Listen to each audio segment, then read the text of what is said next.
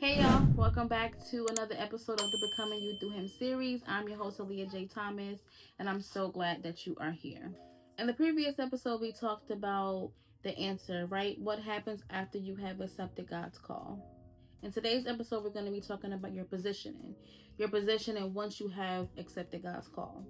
And in that positioning, a lot of times your decisions are going to come at a cost, right? Because once you have accepted God's call, so you have surrendered, you have accepted, and now you're going to kind of like reach a very pivotal point in your becoming, okay? This pivotal point is going to feel like tension, okay? It's going to feel like someone's constantly tapping you on the back of the shoulder and saying, hey, you feel that? Do you see that?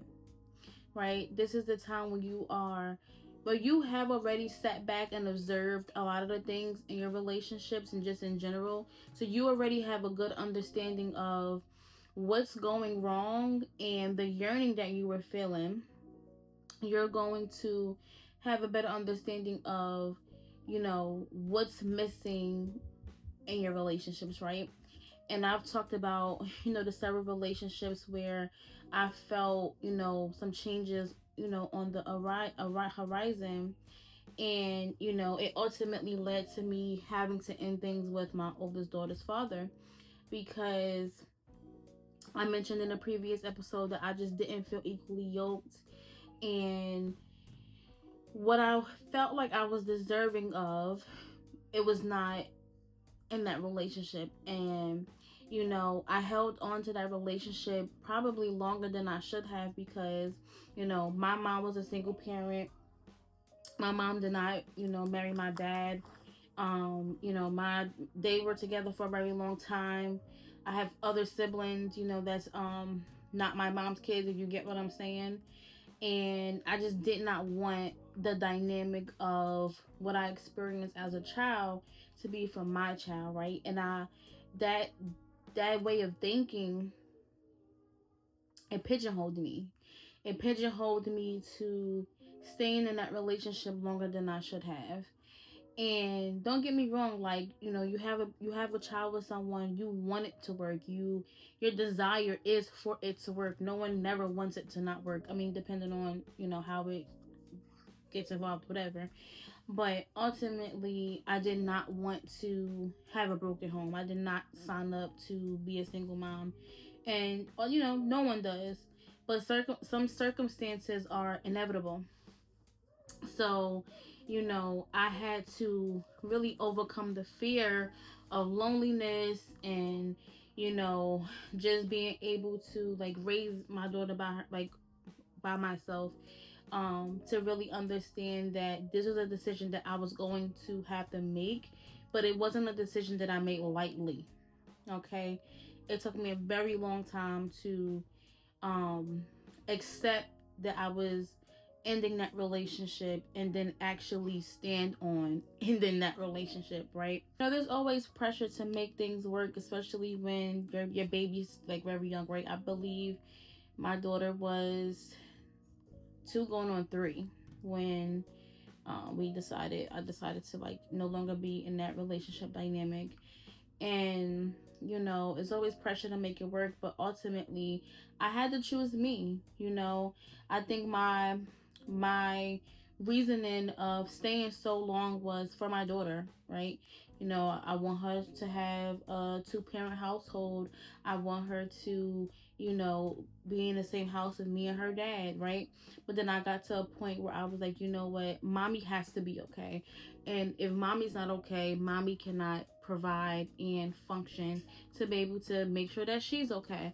And so ultimately, when I decided to choose myself and not put other people before me, and that's ultimately what I was doing in all of my relationships, really being able to take my own voice back. Because like I said, a lot of the trajectory of where my life was at up until God put me in isolation, it was just me being a people pleaser and me putting myself last on many different occasions.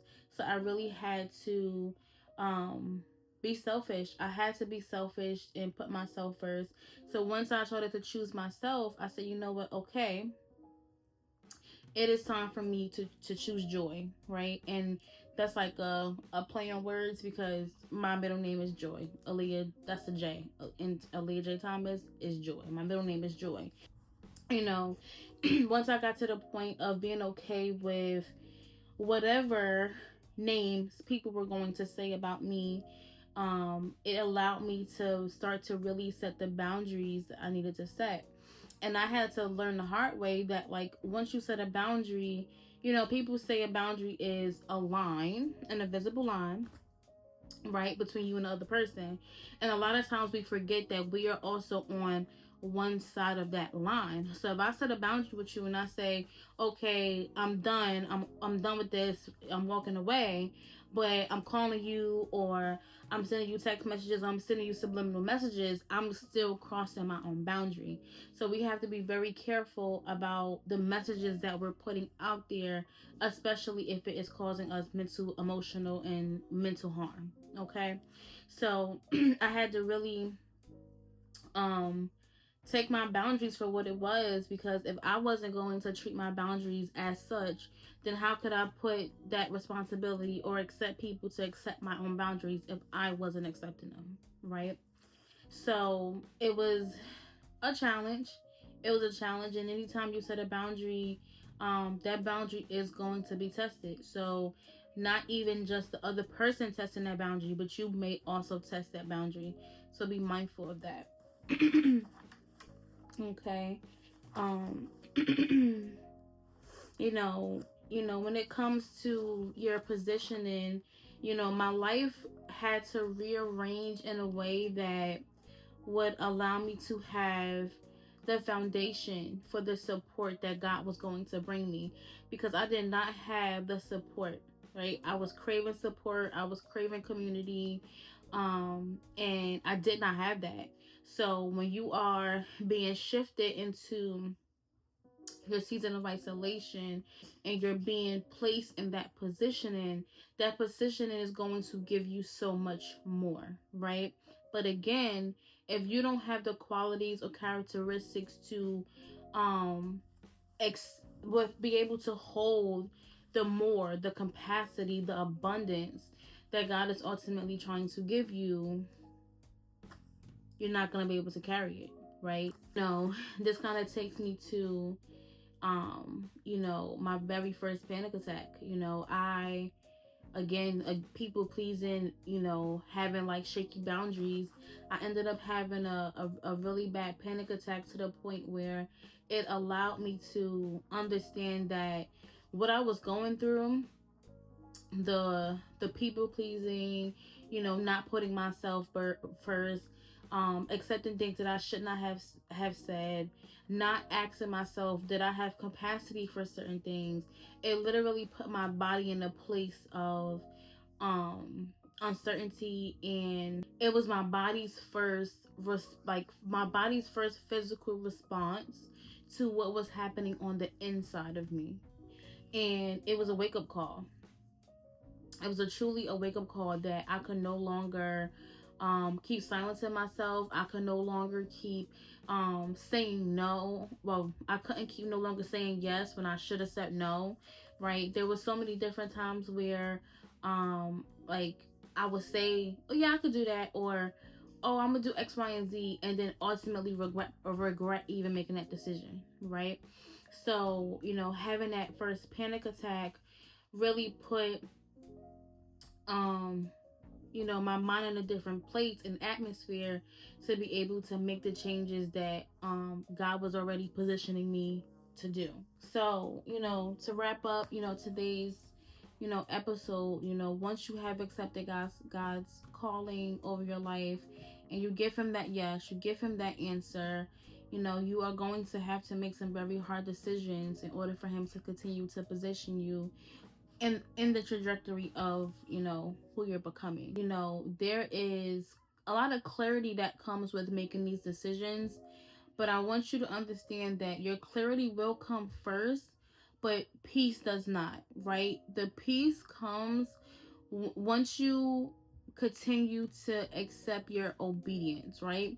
Your peace comes from obedience, right? You get the clarity, you make the decisions, you're on the right path of, continuing to be positioned, right? But your peace comes the more you continue to be obedient to God's word. So your homework is going to be, what do you need to leave because it is costing you your peace? That's your homework.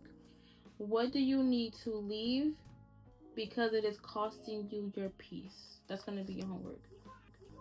So I look forward to seeing you guys in the next episode. Thank you so much for being here. In the next episode, we'll be talking about peace be still. And it's all about not letting self-sabotaging behaviors deter you from your becoming. Bye-bye.